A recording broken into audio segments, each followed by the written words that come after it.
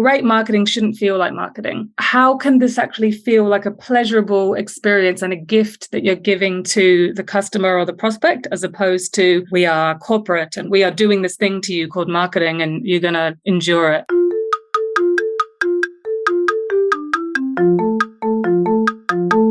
Hi, before we get to this week's podcast, I'd like to tell you that Automated Creative are releasing a book called How to Make It in Marketing, Volume 1. It is a collection of the best marketing career advice we've had from over 200 episodes of the Shiny New Object podcast. You'll hear from some of the biggest, brightest and best names in the industry telling you how to grow your career. You can reserve yourself a copy at this URL. So get your pens out. It's bit.ly, so bit.ly/make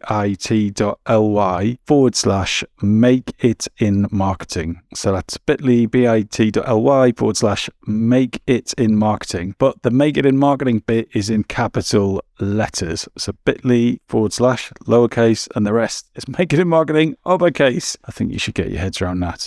And enjoy. It's a great read.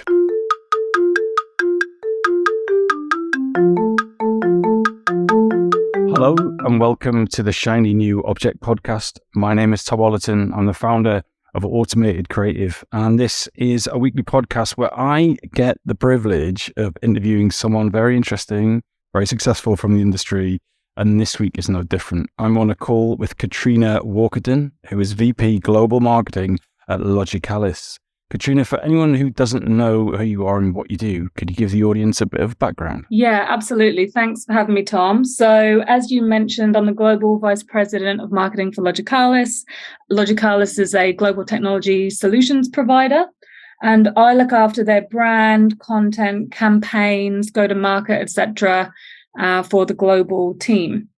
I've worked in technology for over 20 years across a range of different organizations, large and small, startups, scale-ups, large enterprises, and I have worked on both sides of the equator as well, or the hemispheres. I've worked North Hemisphere, South Hemisphere.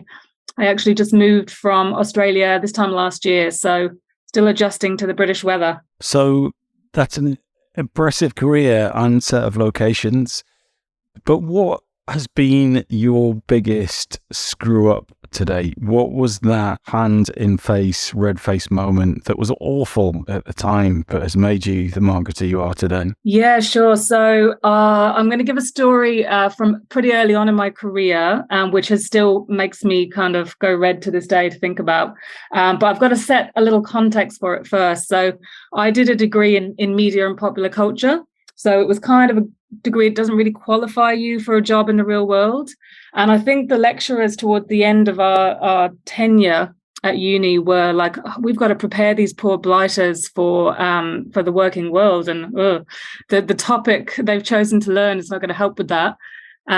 So I remember at this last term, they really focused on getting us ready for the workforce. And one of the lecturers kept saying, in the workforce, never advertise your ignorance, take the initiative. And I was like, okay, that's something I can take out of this 3-year degree, never advertise your ignorance. So I rock up on my first kind of couple of months at Oracle, who are one of the largest technology companies. They certainly were at the time.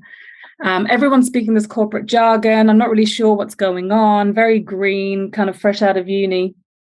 And when my boss was on holiday after the first few months, this request came in to run an email campaign to some clients. And so I got an email as he was on holiday saying, potential revenue generating opportunity. We've got to get this email out to our clients and prospects. Here's some of the text. Let's kind of chat about it. And I was like, you know what? Here's my opportunity to really take the initiative. And while I haven't run an email campaign in inverted commas before, I mean, I have Lotus Notes, I've got my laptop, I've got the list that they've given me, and I've got this half-baked copy. So I was like, I could take the initiative, have this all done before my boss gets back from holiday. And I was already kind of basking in the praise that was going to inevitably come from taking the initiative. What I didn't kind of take into account was that was the completely wrong way to go about it. I had half-baked copy that wasn't even kind of finished, but because I didn't really understand corporate jargon at that stage, it all just sounded like gobbledygook to me.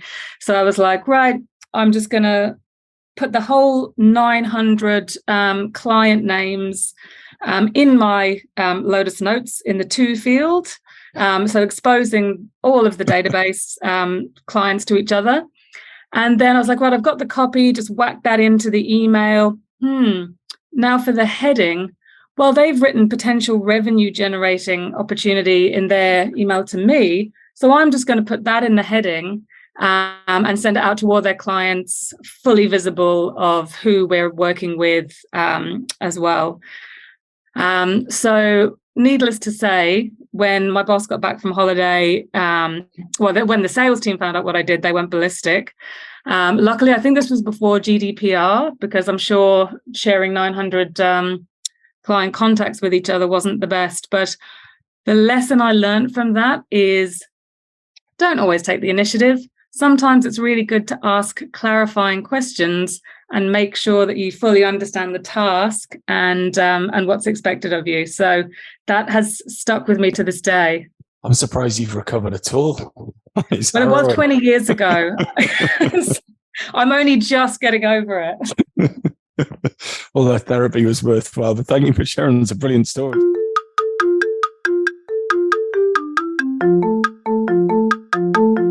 So that's a learning experience, let's call it. But what's a great marketing tip that you've picked up over the years that you share most often? Yeah, so I wasn't given this tip directly, but it's a quote that I love, and it's from the marketing cartoonist Tom Fishburne. And he says, great marketing shouldn't feel like marketing. And so I try and live by that when I'm putting together, whether it's content, campaigns, an event, like, how can this actually feel like a pleasurable experience and a gift that you're giving to the customer or the prospect, as opposed to we are corporate and we are doing this thing to you called marketing and you're going to endure it. I love that. How do you do it? How do you do it? So despite the fact I'm not necessarily the audience, we are gearing towards an IT audience, but I feel like humans in general like to read things that are interesting, that they don't read every day. Or if it's an event you don't want to be sold to, you want to actually enjoy the 5-star surroundings that this organization's put on for you, but without having that horrible feeling like you're being sold to the whole evening. So I think it's taking a human first approach, as opposed to you are a prospect, you're a potential lead, and I want to convert you in the space of the campaign duration, which is 6 weeks. So how do you catch yourself doing it? Because I think that's a lovely point you've made. But yeah, you have hired a 6-star venue, whatever. You've put on some nice food. There's name tags. People are sat in chairs. Like, surely they're sitting there going, "Go on, when's the pitch? When's the pitch?" How do you make sure that they're not thinking that? How do you keep the romance alive? So it's hard, and I won't say that throughout my 20-year career I've got it right every time. But I think there's a balance as well. Like, they know they're there at the behest of a corporation who has targets, etc. So I think you can do it in a respectful way where they actually get to enjoy, the venue, etc. And then you kind of place in some of your experts that could potentially share some really interesting information and insights that bring an interesting conversation or dynamic to the discussion, but without the heavy sell. Like, do you have budget? Do you have so it's just avoiding that kind of hard close, because that can happen outside the event or after the activity if the person's really showing an interest. So almost make marketing and not make marketing sales.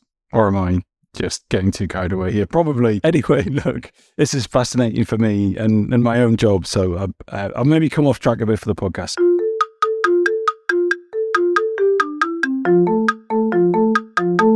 This episode of the Shiny New Object podcast is brought to you in partnership with MadFest. Whether it's live in London or streamed online to the global marketing community, you can always expect a distinctive and daring blend of fast-paced content, startup innovation pitches, and unconventional entertainment from MadFest events. You'll find me causing trouble on stage, recording live versions of this podcast, and sharing a beer with the nicest and most influential people in marketing. Check it out at www.madfestlondon.com.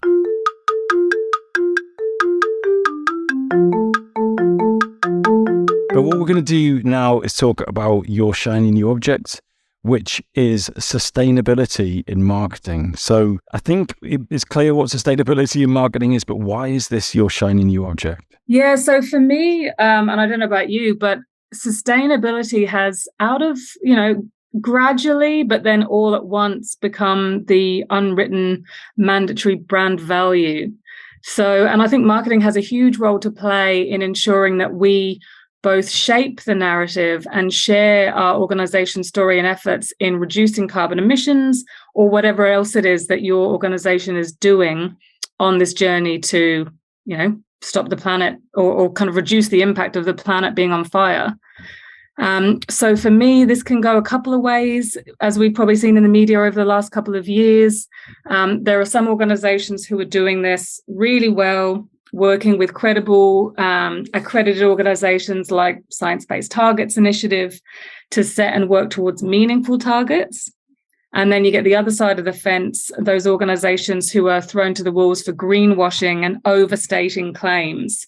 And it can make or break your brand. So you do want to be on the right side of that. And so who do you think is getting this right? So an organization that I look up to, generally in terms of all organizations, I think Nirvana is Patagonia. Obviously, the founder of that just gave back all of his kind of profits and I think signed the company over to all future profits going towards saving the planet, basically.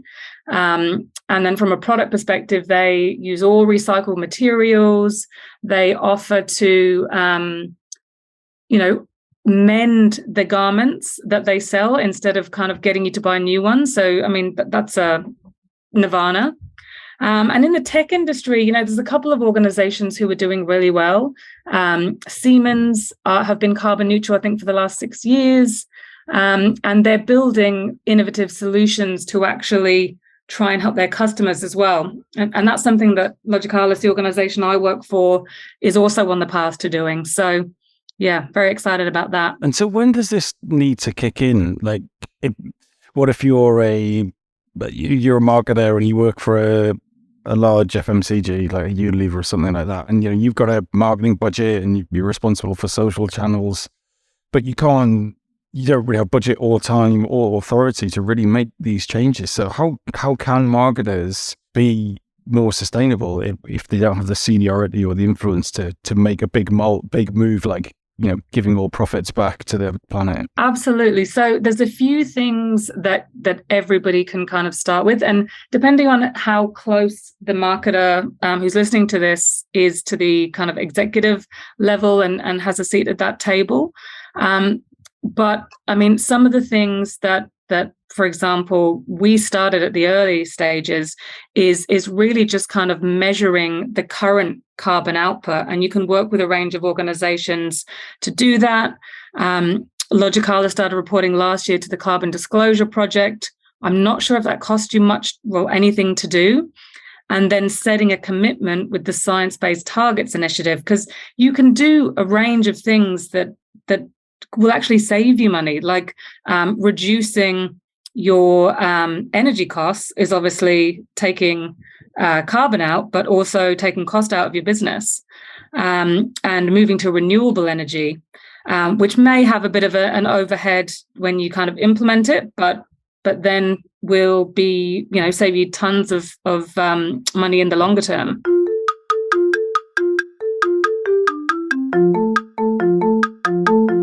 Okay, and so who do you really see as not doing this well? Who do you think's fallen foul of trying to say the right thing but actually delivering the wrong thing? Yeah, so, well, a couple of organizations spring to mind. I think Ryanair got lambasted, I think it was last year or the year before, because they had on their strapline, we are the lowest emission airline or something like that. And the Advertising Standards Agency basically said there is no evidence to support this whatsoever. Take that ad down, take away that tagline. More recently, the FIFA World Cup in Qatar. So they kind of put out, it's the first carbon neutral World Cup that's ever happened.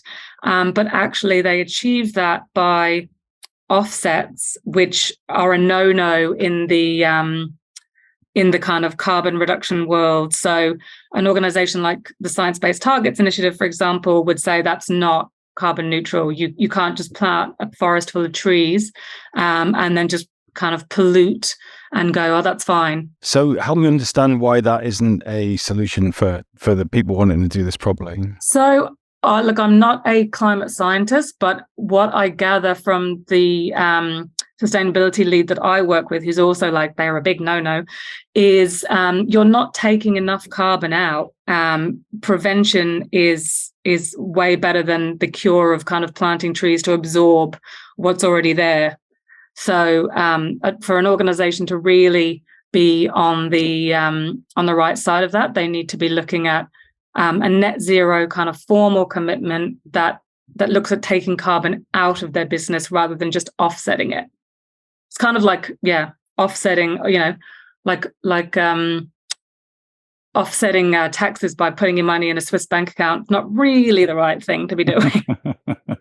That's a nice analogy. So one thing that confuses me a little bit, I wonder if you could help me understand it, that there's, with all these things, there's a first mover advantage, right? So I think I've talked about on the podcast before that, like, Brewdog are carbon positive, and Siemens, as you mentioned, being carbon neutral for 6 years. That there's a story in that's its own message, that's got its own cut through, that's got its own press pickup. So is it just going to be a case that people are going to get hounded into it? No bad thing, but once everyone's doing it, does it lose all of its value? From a marketing perspective, sorry. Yeah, I don't think so, for a couple of reasons. So it's not going to be long, I think, until this stuff is going to be legislated. So it really gives you a heads up, to make that move now. First mover advantage is great. I think we're in the middle of the pack now, and then it's going to be the laggards that are going to be left behind. But I think for marketers, it's about as well telling the opportunity to tell their brand story, but in a way that's actually really credible and transparent. Because even if you're just doing a small things like switching to renewable, switching to electric car schemes, more recycling schemes for e-waste, things like that. These are all really positive things that will have an impact. And then it's up to the marketers to actually tell some of those brand stories. And I don't think they lose currency the more people that do it, because our customers are telling us there's a I'm not sure if you're aware of this, but there's 3 different scopes of carbon emissions. Scope 1 and 2 are really in your organization's control, like electricity, heating, your cars or the vehicles, etc., running the building. And then scope 3, which is the really hard one to say that you're carbon neutral, are the ones in your supply chain and your organization. So the customers that we work with are telling us, and they're kind of large enterprises that we work with on big IT projects, but they want to work with organizations that are working towards carbon neutrality. And so how we deliver services and technology to them matters, because we won't have customers if we don't get really clear on these scope 3 emissions, so that we can actually work with these organizations for their reporting, because we're in their supply chain, if that makes sense. It does. And unfortunately, we're going to have to end the recording now because we've run out of time. But I've learned so much from this. And I feel schooled and educated and a bit humble and stupid that I didn't know a lot of these things. And so I'm sure that the audience will have also learned at least as much as me in this interview. And Catriona, I really appreciate your time. If someone wants to get in touch with you about sustainability and marketing or anything else we've talked about, where is a good place to get in touch with you, and what makes a great outreach message to you? Yeah, so LinkedIn is a great place to connect directly with me. And just let's talk about sustainability will be a good headline. And then you can check out our website, logicalis.com, as well, for all of our content on our journey in sustainability and the blogs, etc., that we've put together as guidance for how to tell that story as a marketer. Fantastic. Catriona, thank you so much for your time. Pleasure. Thank you.